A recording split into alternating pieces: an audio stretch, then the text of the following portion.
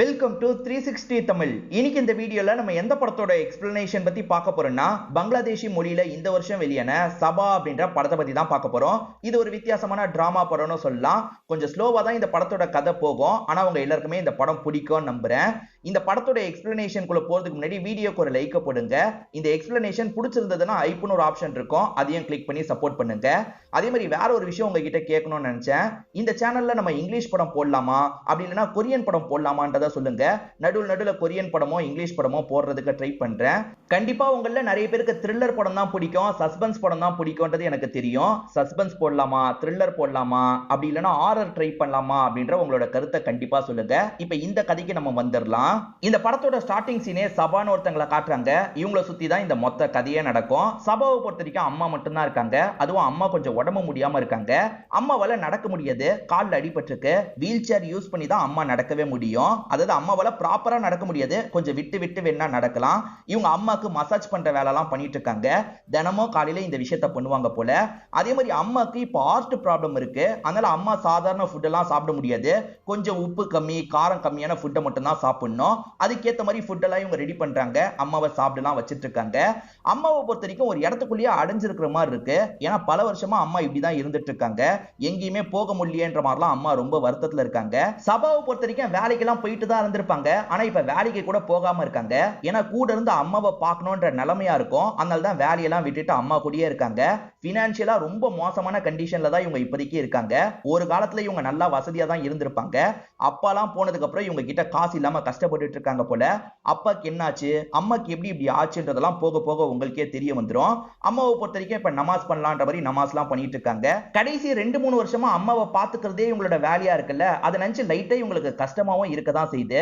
இப்ப மாடிக்கு வராங்க. மாடியிலே இவங்க நிறைய பறவைலாம் வளர்க்கறது தெரியுது. அந்த பறவை கூட எல்லாம் கொஞ்ச நேரம் இவங்க டைமை ஸ்பெண்ட் பண்ணிட்டு இருக்காங்க. இப்படியே வாழ்க்கை போயிட்டு இருக்க போதா அப்படின்ற மாதிரிலாம் இவங்களுக்கு தோணுது. இப்ப நைட்டு நேரம் அம்மாவை கட்டி பிடிச்சி இவங்களும் தூங்க ஆரம்பிக்கிறாங்க. அம்மாவை குளிக்க வைக்கணும் அப்படின்ற மாதிரி இவங்க சுடு தண்ணி எல்லாம் ரெடி பண்ணி வச்சிட்டு இருக்காங்க. அம்மாக்கு குளிக்கிறது சுத்தமா பிடிக்க மாட்டேங்குது. அது கொஞ்சம் கஷ்டமா இருக்கு போல. வேணான்னு சொல்றாங்க. ஆனா பொண்ணு கேட்காம வீல் சேர்ல வச்சு கூட்டு வந்துட்டு இருக்காங்க. ஒரு ஸ்டேஜ்ல அம்மா கோவத்துல இவங்க கையை பிடிச்சு கடிச்சு வச்சிடுறாங்க. நீ கடிச்சா மட்டும் உன்னை விட்டுருவனா, கண்டிப்பா நீ குளிச்சுதான் ஆகணும் அப்படின்ற மாதிரி அம்மாவை குளிப்பாட்டதுக்கான வேலையெல்லாம் பண்ணிட்டு இருக்காங்க. இப்படி இவங்க வேலை பண்ணிட்டு இருக்கும் போது அம்மா கிட்ட திடீர்னு அசைவு இல்லாம இருக்கு. கொஞ்சம் மயங்கர மாதிரிலாம் பண்ணிட்டு இருக்காங்க. அம்மா என்னாச்சு அப்படின்ற மாதிரி இவங்களுமே பதட்டமா பார்த்துட்டு இருக்காங்க. மயக்கம் வருது, என்னால முடியல அப்படின்ற மாதிரிலாம் அம்மா சொல்றாங்க. இதனால சபா இருக்காங்கல்ல, உடனே டாக்டருக்கு கால் பண்றாங்க. அதாவது ஹாஸ்பிட்டலுக்கு கால் பண்றாங்க. கொஞ்ச நேரத்துல இந்த இடத்துக்கு ஆம்புலன்ஸ்லாம் வந்துருது. அம்மாவை ஆம்புலன்ஸ்ல வச்சு இவங்களும் ஹாஸ்பிட்டலுக்கு கொண்டு வந்துடுறாங்க. இப்ப ஹாஸ்பிட்டல்ல டாக்டரும் என்ன ஏதுன்ற மாதிரிலாம் பார்த்துட்டு இருக்காரு. அம்மாவோட ஹார்ட் ஏற்கனவே வீக்கா இருக்கிறதா நான் சொல்லியிருப்பேன். இப்ப ஹார்ட்ல தான் ப்ராப்ளம் வந்திருக்கு போல. கூடிய சீக்கிரத்துல ஒரு ஆபரேஷன் பண்ணணும், அப்படி இல்லைன்னா உயிரே போக கூட வாய்ப்பு இருக்கு அப்படின்ற மாதிரிலாம் டாக்டர் சொல்லிட்டாரு. இவங்களுமே என்ன பண்றது அப்படின்ற மாதிரிலாம் யோசிக்கிறாங்க. ஆபரேஷன்னா நிறைய செலவாகும்ல, காசுக்கு என்ன பண்றது அப்படின்ற மாதிரி தான் யோசிச்சுட்டு இருக்காங்க. இப்போதைக்கு கூட்டு போலான்ற மாதிரி டாக்டர் சொல்லியிருப்பாங்க. இப்ப இவங்களுமே பில்ல செட்டில் பண்ணிட்டு கிளம்பலாம்னு நினைக்கிறாங்க. இப்ப அந்த இடத்துல இருக்கவர்கிட்ட அந்த ஆபரேஷன் பண்ணா எவ்வளவு செலவாகும் அப்படின்ற மாதிரி கேட்கறாங்க. அவருமே அமௌண்ட்டை சொல்றாரு. அதை கேட்டு இவங்க பயங்கரமா ஷாக் ஆயிடுறாங்க. ரொம்ப பெரிய அமௌண்டா இருக்கும். இப்ப அம்மாவை இவங்களுமே வீட்டுக்கெல்லாம் கூட்டு வந்துடுறாங்க.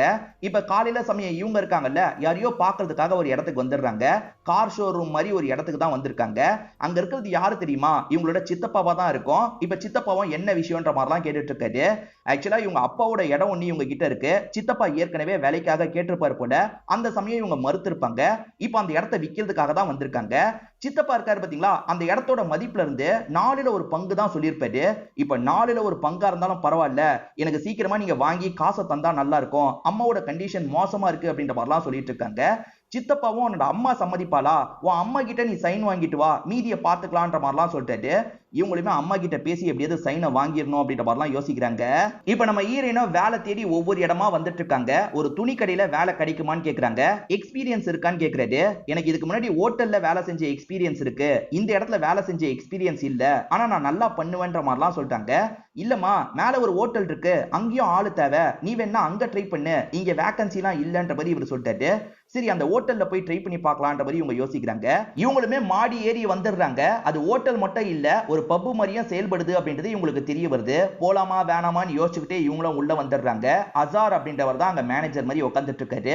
இவங்களுமே எனக்கு வேலை வேணும்ன்ற மாதிரிலாம் கேக்குறாங்க. இவரும் கொஞ்ச நேரம் திருன்னு முழிச்சிட்டு இருக்காரு.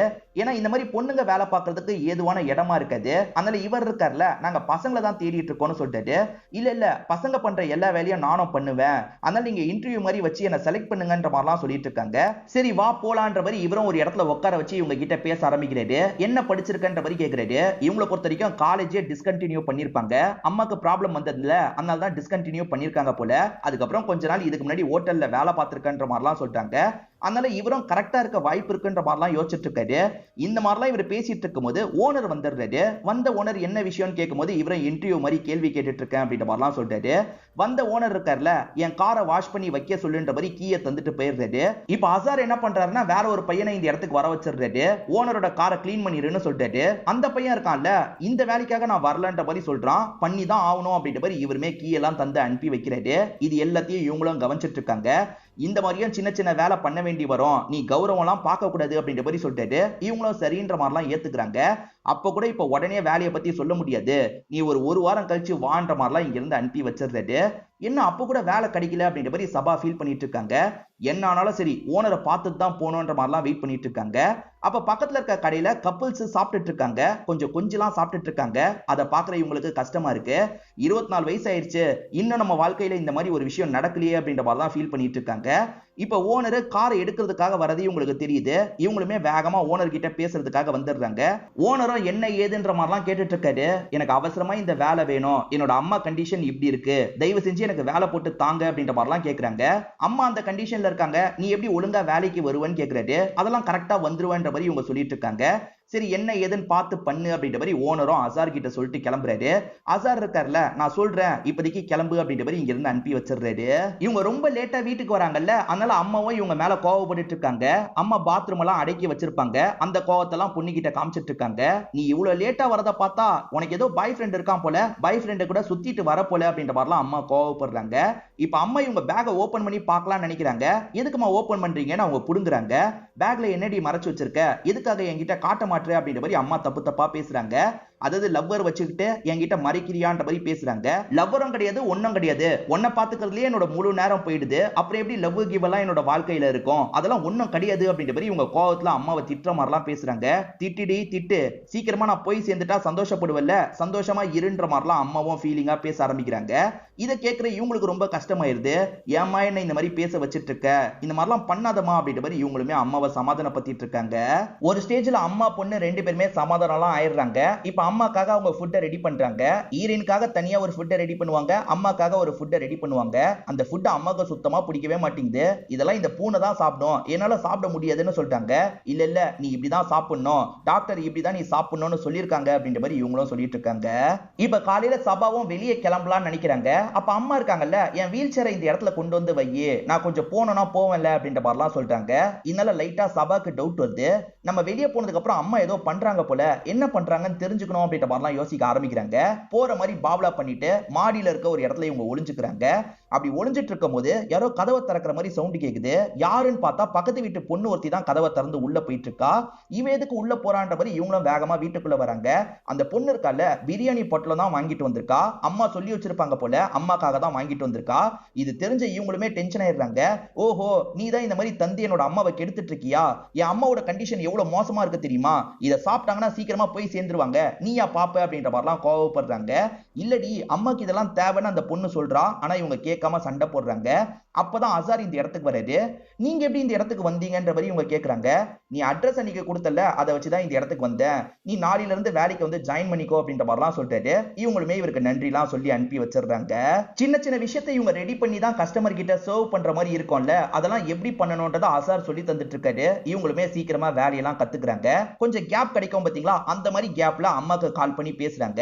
இப்ப அம்மாக்கு பாத்ரூம் வர மாதிரி இருக்கு, ஆனா இவங்க டைப்பர் போடல போல, அதாவது டைப்பர் நிரம்பிருச்சு போல. இப்ப எப்படியாவது வீட்டுக்கு போகணும்ன்ற மாதிரிலாம் இவங்க யோசிச்சுட்டு இருக்காங்க. அசார் கிட்ட இத பத்தி சொல்லிட்டாங்க.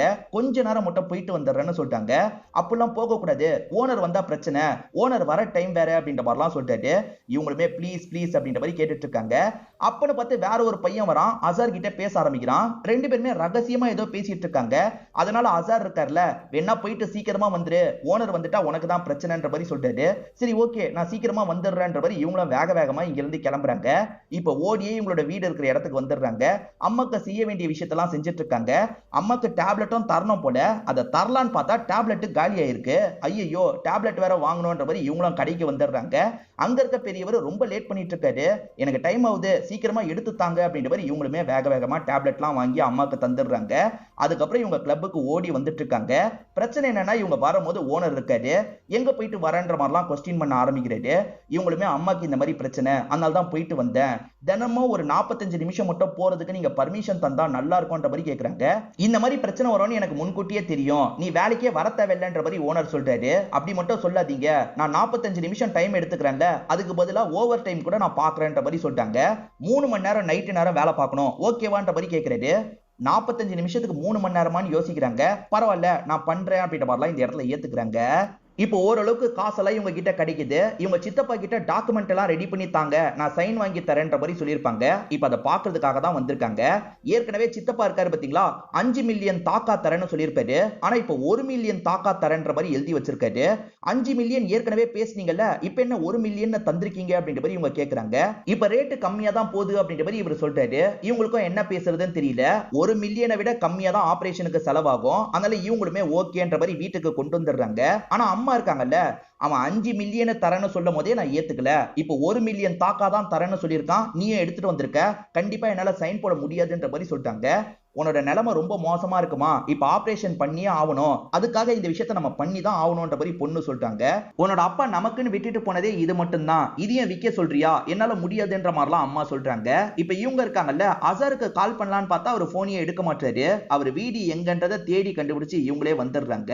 இவங்க கதவை தட்டினா அசாரும் வேற ஒரு ஃப்ரெண்டும் இருக்காங்க. ஃப்ரெண்டு கூட சேர்ந்த மாதிரி தான் அவர் தங்கிட்டு இருக்காரு போல.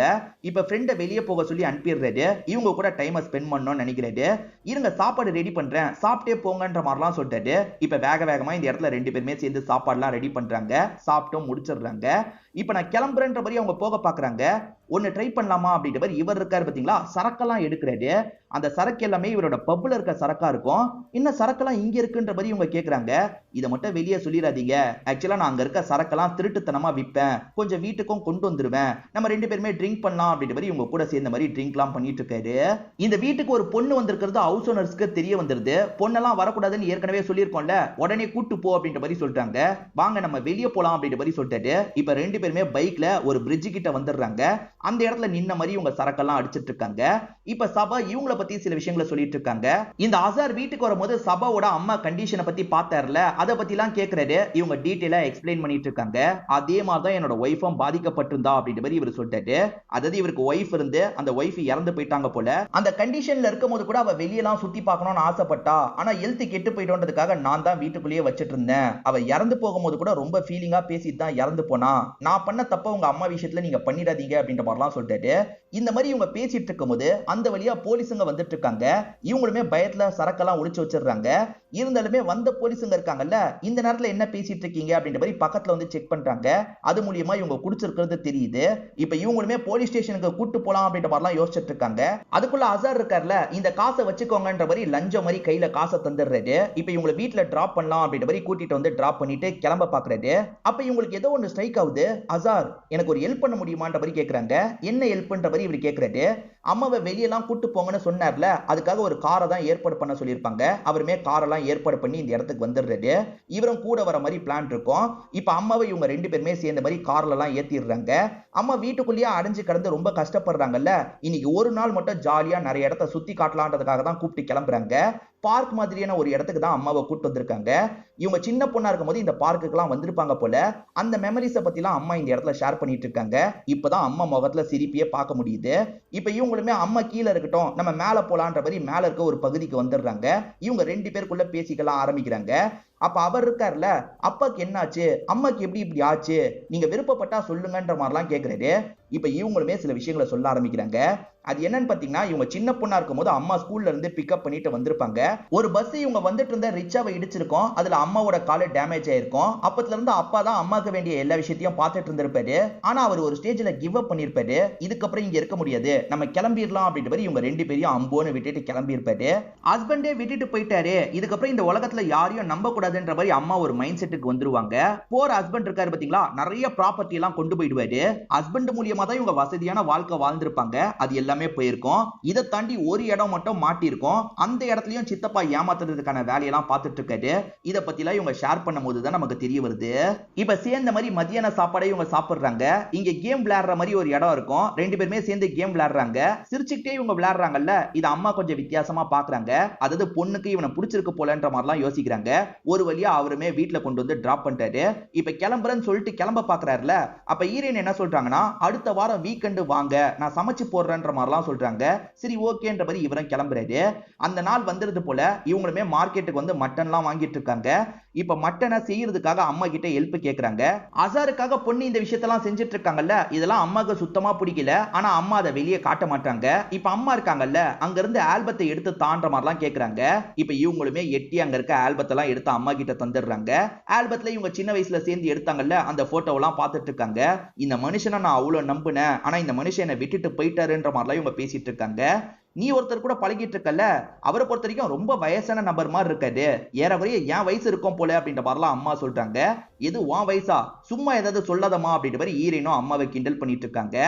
அம்மா இன்டைரக்டா என்ன சொல்றாங்கன்னா, அவன் வயசு வேற உன் வயசு வேற, அவனுக்கு ஏற்கனவே ஒரு ஒய்ஃப் வேற இருந்திருக்காங்க, அவனை தப்பி தவறி நீ லவ் பண்ணாதன்றதை இன்டைரக்டா சொல்லிட்டு இருக்காங்க. இப்ப ரெண்டு பேருமே சேர்ந்த மாதிரி செய்ய வேண்டிய வேலையெல்லாம் செஞ்சு முடிச்சிடுறாங்க. அவருமே சாப்பிடுறதுக்காக வராரு. இப்ப சேர்ந்து எல்லாருமே சாப்பிடுறாங்க. பரிமாறும் போது கூட சபா இருக்காங்கல்ல, விழுந்து விழுந்து அவரை கவனிச்சிட்டு இருக்காங்க. இதெல்லாம் பாக்குற அம்மாக்கு கடுப்பா இருக்கு. எல்லா அம்மாவும் பொண்ணுக்கு நல்ல லைஃப் அமையணும் தானே நினைப்பாங்க. அசார் அவ்வளவு நல்லவர் இல்ல போல அப்படின்ற மாதிரி அம்மாவுக்கு தோணுது. அதனால தான் அம்மா முறைச்சு பார்த்துட்டு இருக்காங்க.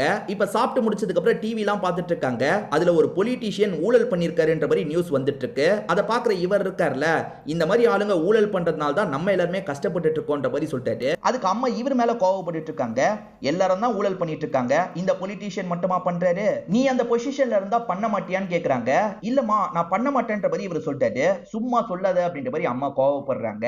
ஆக்சுவலா நீ சாதாரண மேனேஜர் வேலை தான் பார்த்துட்டு இருக்க, ஆனா உன் லைஃப் ஸ்டைலு, நீ போடுற ட்ரெஸ் எல்லாம் பார்த்தா காஸ்ட்லியா இருக்கு, கண்டிப்பா நீ தப்பான வேலை ஏதோ பண்ணிட்டு இருக்க அப்படின்ற மாதிரி சொல்லிட்டாங்க. சட்டுன்னு இப்படி சொல்றதை கேட்டோன்னா இவரோட முகமே மாறிடுது. இவர் உண்மையிலேயே தப்பான வேலை தான் பண்ணிட்டு இருக்காரு. இருந்தாலும் மூஞ்சுக்கு நேரம் அம்மா சொல்லிட்டாங்கல்ல, இதை இவரால ஏத்துக்கவே முடியல. முகம் சோகமா மாறிடுது. ஏமா இப்படி பண்ற அப்படின்ற மாதிரி பொண்ணு தடுத்துட்டு இருக்காங்க. இப்ப இவர் இருக்காருல, அப்செட் ஆன மாதிரி இங்க இருந்து கிளம்பிடுறாரு. எதுக்காகமா இப்படி பண்ணன்ற மாதிரி பொண்ணு கோவப்படுறாங்க. அதே தான் நான் உன்கிட்ட கேட்கிறேன், நீ எதுக்காக அவனை பார்த்து வலிஞ்சிட்டு இருக்க, அவனை கல்யாணம் பண்ணிக்கலாம்னு யோசிக்கிறியா? ஏற்கனவே அவனுக்கு கல்யாணம் முடிஞ்சிருச்சு, உனக்கும் அவனுக்கும் வயசு வித்தியாசம் அவ்வளவு இருக்கும், வேற யாராவது நல்ல பார்ட்னர் பாரு, இவனை பார்க்காதன்ற மாதிரி சொல்லிட்டாங்க. ஓஹோ, இப்பதான் என் லைஃபை பத்தி நீ யோசிக்கிறியா, நீ இருக்கிற வரைக்கும் எனக்கு நல்ல லைஃபே அமையாதுமா அப்படின்ற மாதிரி கத்துறாங்க. அம்மா கிட்ட பேசாம கொஞ்சம் தள்ளி படுத்திருக்காங்க. இப்ப அம்மாக்கு உடம்பு முடியாம போகுது. இப்ப நைட் நேரம் இவங்க இருக்காங்க பாத்தீங்களா, ஹாஸ்பிட்டலுக்கு கொண்டு வந்து சேர்த்துறாங்க. டாக்டருமே என்ன சொல்றாங்கன்னா, சீக்கிரமா அந்த ஆபரேஷனை பண்ணணும், அதனால காசை ரெடி பண்ணுங்கன்ற மாதிரி சொல்றாங்க. ஐயோ இப்ப என்ன பண்றது அப்படின்ற மாதிரி இவங்களுமே யோசிச்சுட்டு இருக்காங்க. ஏற்கனவே சித்தப்பா கிட்ட ஃபார்ம் எல்லாம் வாங்கி வச்சிருக்காங்கல்ல, அம்மா இப்ப வேற வழியே இல்லமா, தயவு செஞ்சு எனக்காக கையெழுத்து போடுன்ற மாதிரிலாம் கேக்குறாங்க. அம்மாவும் ஒரு ஸ்டேஜ்ல கையெழுத்தெல்லாம் போட்டுறாங்க. இப்ப இவங்களுமே சித்தப்பாவை பாக்குறதுக்காக வந்துடுறாங்க. அமௌண்ட்டை தாங்கன்ற மாதிரிலாம் கேட்டுட்டு இருக்காங்க. சித்தப்பா என்ன சொல்றாருன்னா, ப்ராசஸ் பண்ண வேண்டியவர் வரல, அதனால நீ அடுத்த வாரத்துல வாமா அப்படின்ற மாதிரிலாம் சொல்லிட்டாரு. சரி ஓகேன்ற மாதிரி இவங்க ஃபார்மை வாங்கிக்கிறாங்க. சித்தப்பா கையில இருந்து திரும்பி ஃபார்மை வாங்கிக்கிறாங்க. ஓஹோ, சித்தப்பாவை கூட நீ நம்பலியான்ற மாதிரி அவர் கேக்குறாரு. சேச்சே அப்படிலாம் இல்ல சித்தப்பான்ற மாதிரி இவங்க சமாளிச்சிட்டு இருக்காங்க. இப்ப சித்தப்பா இருக்காருல, கொஞ்சம் காசை எடுத்து டேபிள்ல வைக்கிறாரு. அம்மா ஹாஸ்பிட்டல்ல இருக்கிறதா சொல்றல, இந்த காசை வச்சுக்கோ, அதே மாதிரி இந்த டாக்குமெண்ட்டையும் வச்சுக்கோ, இந்த நாள் வந்துருன்ற மாதிரி நல்லவர் மாதிரி பேசுறாரு. அதனால இவங்களோட மனசு மாறிடுது. சரி சித்தப்பா, டாக்குமெண்ட்டை நீங்களே வச்சு ப்ராசஸ் பண்ணுங்கன்ற மாதிரி தந்துட்டு கிளம்பிடுறாங்க. இப்ப அம்மா இருக்காங்கல்ல, எனக்கு இந்த ஆபரேஷன்லாம் வேணாம், அந்த காசை நீ சேவிங்ஸ் மாதிரி வச்சுக்கோ அப்படின்ற மாதிரி சொல்லிட்டு இருக்காங்க. பைத்தியம் மாதிரி பேசாதமா அப்படின்ற மாதிரி இவங்களுமே இங்க இருந்து இருந்து எந்திரிச்சு கிளம்புறாங்க. இவங்க நிறைய பேர்ட்ஸ் எல்லாம் வளர்க்குறாங்கன்னு சொன்னோம் பாத்தீங்களா, இப்ப தீனி போடுறதுக்காக வராங்க. அந்த இடத்துல பார்த்தா ஒரு பேர்டோட முட்டை கீழே விழுந்து உடைஞ்சிருக்கு. அப்படி உடைஞ்ச முட்டையை பார்த்து இவங்க ஃபீல் எல்லாம் பண்ணிட்டு இருக்காங்க. இப்ப சித்தப்பாவை பாக்குறதுக்காக இவங்க வந்துடுறாங்க. இப்பதான் சித்தப்பா ஒரு பெரிய குண்டை தூக்கி போடுறாரு. அது என்னன்னா, உன் அப்பா ஏற்கனவே அந்த இடத்தை வித்திருக்காரு. டாக்குமெண்ட் எல்லாம் சரி பார்க்கும் போது தான் இந்த விஷயங்களுக்கு தெரிய வந்தது. சோ இந்த இடத்தை விற்க முடியாது, ஆல்ரெடி விற்கப்பட்டுருச்சு அப்படின்ற மாதிரி சொல்றாரு. என்ன இவர் இப்படி சொல்றாருன்ற மாதிரி இவங்க பயங்கரமா ஷாக் ஆகுறாங்க. இவர் கூட ஏமாத்தி இருக்க வாய்ப்பு இருக்குன்ற மாதிரி உங்களுக்கு டவுட்லாம் வருது. ஆனா அதை நேரடியா கேட்க மாட்டாங்க. என்ன சொல்றாங்கன்னா, அம்மாவோட ஆபரேஷனை இதை வச்சுதான் பிளான் பண்ண, இப்ப என்ன பண்றது அப்படின்ற மாதிரிலாம் அழுதுட்டு இருக்காங்க. இவர் என்ன சொல்றாருன்னா, என்கிட்ட இவ்வளவு காசு தான் இருக்கு, இதுக்கு மேல என்னால எதுவுமே பண்ண முடியாதுன்ற மாதிரி அந்த அமௌண்ட்டை தந்துடுறாரு. நிச்சயமா சித்தப்பா நம்மளை ஏமாத்தி இருக்காருன்றது இவங்களுக்கு புரியுது. ஆனா என்ன பண்றதுன்னு தெரியாம இவங்களுமே முழிச்சிட்டு இருக்காங்க. இப்ப ஹீரோ கிட்ட பேசுறதுக்காக ஒரு இடத்துக்கு வர வச்சிடுறாங்க. அவர்கிட்ட காசு இருக்குமா, ஆபரேஷன் பண்ணணும் அப்படின்ற மாதிரிலாம் கேக்குறாங்க. அவரை பொறுத்த வரைக்கும் பிரான்ஸ்க்கு போறது தான் என்னோட கனவுன்ற மாதிரி சொல்லியிருப்பாரு. அதுக்கான ப்ராசஸ்க்காக காசெல்லாம் ஒரு இடத்துல கொடுத்து வச்சிருப்பாரு. என்கிட்ட சுத்தமா காசு இல்ல, இருந்திருந்தா நான் கண்டிப்பா தந்திருப்பேன்ற மாதிரிலாம் சொல்றாரு. இப்ப முதலாளிக்கு ஒரு தகவல் கிடைக்குது. அது என்னன்னு பாத்தீங்கன்னா, சில சரக்கை இவங்க சேலே பண்ண மாட்டாங்க, இங்க குடிக்கிறதுக்கான ஆப்ஷன் மட்டும் தான் இருக்கும். அந்த சரக்கோட 2 பேர் மாட்டிருக்காங்கன்னு தகவல் வருது. அப்ப யாரோ இல்லீகலா சரக்கை சேல் பண்றாங்க, அது யாருன்ற மாதிரி கேக்குறாரு. எல்லாருமே அமைதியா இருக்காங்க. சரி சரி நானே கண்டுபிடிக்கிறேன்ற மாதிரி முதலாளி சொல்றாரு. இப்ப இவங்களுமே நல்லா யோசிக்கிறாங்க. நம்ம போட்டு கொடுத்தா முதலாளி நமக்கு காசு தர வாய்ப்பு இருக்குல்லன்ற மாதிரி யோசிக்கிறாங்க. இப்ப ஓனரை பாக்குறதுக்காக வந்துடுறாங்க. என் அம்மாவோட கண்டிஷன் இப்படி இருக்கு, ஆபரேஷன் பண்றதுக்கு கொஞ்சம் காசு மட்டும் தேவைப்படுது, தரீங்களான்ற மாதிரி கேக்குறாங்க. ஏற்கனவே பாதி அமௌண்ட் இவங்க கிட்ட இருக்கு, பாதி அமௌண்ட் தான் இவர்கிட்ட கேக்குறாங்க. அதெல்லாம் தர முடியாது, போய் வேலையை பாரு அப்படின்ற மாதிரி இவர் சொல்லிட்டு இருக்காரு. இங்க இருந்து யாரு திருடி விக்கிறாங்கன்றது எனக்கு தெரியும், அத சொல்றேன், அப்ப காசை தரீங்களான்ற மாதிரி இவங்க கேக்குறாங்க. கடனா வேணா காசை தரேன், யாரு திருடி விக்கிறான்ற மாதிரி கேக்குறாரு. இவங்களுமே அசாரை போட்டு கொடுத்துடுறாங்க. என்னது இவ போட்டு கொடுத்துட்டாளா அப்படின்ற மாதிரி அசார் பயங்கரமா ஷாக் ஆகுறாரு. இப்ப ஓனரும் அசாரை போட்டு திட்டுறாரு, இந்த பக்கமே வரக்கூடாதுன்னு சொல்றாரு. ஓனரு 3 மாசம் சம்பள பாக்கி வச்சிருக்காரு போல, அந்த சம்பள பாக்கிய தாங்கன்னு அசார் கேக்குறாரு. நீ பண்ண வேலைக்கு உனக்கு சம்பள பாக்கிய வேற தருவாங்களா, முதல்ல இங்க இருந்து போடான்ற மாதிரி திட்டி அனுப்பிடுறாரு. இப்ப இவங்களுமே வேலைலாம் பாக்குறாங்க. இப்ப கிளம்புற நேரம் வந்தோடனே இவங்களுக்கு பயம் வருது. அசார் ஏதாவது பண்ணிட்டா என்ன பண்றதுன்னு யோசிச்சுட்டு இருக்காங்க. இவங்க நினைச்ச மாதிரியே அசார் அந்த இடத்துக்கு வந்துடுறாரு. எதுக்காக இப்படி ஒரு விஷயத்த பண்ணன்னு கேக்குறாரு. இப்ப இவங்களை பிடிக்கிற மாதிரிலாம் வந்துட்டு இருக்காரு. பயத்துல இவங்க இருக்காங்க பாத்தீங்களா, அவரோட கையை பிடிச்சு கடிச்சு வைக்கிறாங்க. வேகமா இங்க இருந்து போறாங்க. ஒரு ஸ்டேஜ்ல அசாரும் ஃபாலோ பண்றதை நிறுத்திடுறாரு. இப்போ ஒரு வழியா இவங்களுமே வீட்டுக்கு வந்து சேர்றாங்க. அப்படியே நாட்கள் ஓட ஆரம்பிக்குது. இவங்க ஆபரேஷனுக்கான ஃபுல் அமௌண்ட் ரெடி பண்ணிருப்பாங்க. அந்த அமௌண்ட் ஹாஸ்பிட்டல்ல எல்லாம் இவங்க பே பண்ணிடுறாங்க. இன்னும் 2-3 நாள்ல ஆபரேஷன் நடக்க போது போல அம்மா கிட்ட இவங்க தைரியப்படுத்துற மாதிரிலாம் பேசிட்டு இருக்காங்க. இப்ப நைட்டு நேரம் வேலையை முடிச்சுட்டு இவங்க வந்துட்டு இருக்கும் போது அசார் திரும்பி பேசுறதுக்காக வராரு. நான் இன்னைக்கு உங்ககிட்ட ரூடா நடந்துகிட்டேன், அதுக்காக என்ன நீ மன்னிச்சிரு. நீ நினைக்கிற மாதிரி நான் ரொம்ப மோசமானவெல்லாம் கிடையாது, நானுமே உனக்கு ஹெல்ப் பண்ணணும் தான் நினைக்கிறேன். இப்ப வேணா நான் உனக்கு ஹெல்ப் பண்றேன் அப்படின்ற மாதிரிலாம் சொல்லிட்டாரு. இவங்க அதெல்லாம் தேவையில்லைன்னு சொல்லிட்டாங்க. சரி என்னைக்கு உனக்கு பிரச்சனை வந்தாலும் சரி என்ன பாக்குறதுக்காக வான்ற மாதிரி சொல்லிட்டாரு. இதுக்கப்புறம் உன்னோட ஹெல்ப்லாம் எனக்கு தேவைப்படுது அப்படின்ற மாதிரி இவங்களுமே கிளம்புறாங்க. அவர் ஏதாவது பண்ணிட போறாருன்ற மாதிரி லைட்டா இவங்களுக்கு பயம் இருக்கு. அதனாலதான் இவங்க பயத்துல வேகமா ஓடி வீட்டுக்கு வந்துடுறாங்க. அம்மா இன்னைக்கு உனக்கு பிரியாணி வாங்கிட்டு வந்திருக்கேன் அப்படின்ற மாதிரி சூடெல்லாம் பண்ணிட்டு இருக்காங்க. இப்ப அம்மாவை பாக்குறதுக்காக வரும்போது அம்மா ரொம்ப டயர்டா இருக்காங்க. ஹாஸ்பிட்டலுக்கு கால் பண்ணலான்ற மாதிரி இவங்க கால் பண்ண ஆரம்பிக்கிறாங்க. வேணாம் என்ன விட்டுரு அப்படின்ற மாதிரி அம்மா சொல்லிட்டு இருக்காங்க. ஏன்னா திரும்ப திரும்ப சரியாயி அம்மா கஷ்டப்பட்டுட்டு இருக்கிறது அம்மாக்கே பிடிக்கல, என்ன விட்டுருன்ற மாதிரி சொல்றாங்க. இவங்களுமே அம்மாவை கட்டி பிடிச்சி இந்த இடத்துல அழுகுறாங்க. அம்மாவோட உயிர் கொஞ்சம் கொஞ்சமா போயிட்டு இருக்கு, அதை இவங்களுமே ஃபீல் பண்றாங்க. ஒரு ஸ்டேஜ்ல டோட்டலா உயிர் போயிருது. இப்ப அம்மா பாடியா இருக்காங்கல்ல, அதை இவங்க சோகமா பாக்குறாங்க. திடீர்னு என்ன யோசிக்கிறாங்கன்னு தெரியல, நேரா அசாரை பாக்குறதுக்காக அவரோட இடத்துக்கு வந்துடுறாங்க. அவரோட ரூம் கதவை தட்டுன்னு தட்டுறாங்க. அவர் ரெஸ்பான்ஸே பண்ண மாட்டாரு. என்ன ரெஸ்பான்ஸே பண்ண மாட்டாரு அப்படின்ற மாதிரி இவங்க ஃபீலிங்கா இங்க இருந்து கிளம்புறதுக்காக போறாங்க. அப்பன்னு பார்த்தா அவர் மாடியில இருந்து கீழே இறங்கி வந்துட்டு இருக்காரு. அவர் கொஞ்ச நேரத்துக்கு முன்னாடி வீட்டுல இல்ல போல, அதனால தான் ரெஸ்பான்ஸ் வந்திருக்காது. அவர் மாடியில இருந்து இறங்கி வந்து இவங்களை பாக்குறாருல, என்னாச்சு அப்படின்ற மாதிரி கேக்குறாரு. இவங்களுமே நடந்த விஷயத்த சொல்றாங்க. ஏதாவது ஹெல்ப்னா என்கிட்ட வான்னு சொன்னார்ல, அதனால தான் வந்திருக்காங்க. அதே சமயம் இவங்களுக்கு அசாரை பிடிக்க தான் செஞ்சிருக்கோம், அம்மாவை காப்பாற்றணுன்றதுக்காக தான் அந்த மாதிரி ஒரு விஷயத்த பண்ணிருப்பாங்க. அதெல்லாம் இவருக்கு புரிய வைக்கிறாங்க. கடைசியில இவங்க 2 பேர் சேர்ந்துட்டாங்கன்ற மாதிரி காமிச்சு நமக்கு படத்தோட கதையை முடிக்கிறாங்க. இந்த படம் உங்க எல்லாருக்குமே பிடிச்சிருக்கோன்னு நம்புறேன். இந்த வீடியோ உங்களுக்கு பிடிச்சிருந்ததுன்னா லைக் பண்ணுங்க, கமெண்ட் பண்ணுங்க, மறக்காம 360 தமிழ் சேனலை சப்ஸ்கிரைப் பண்ணுங்க. தொடர்ச்சியா இந்த மாதிரி வீடியோக்கள் வந்துகிட்டே தான் இருக்கும்.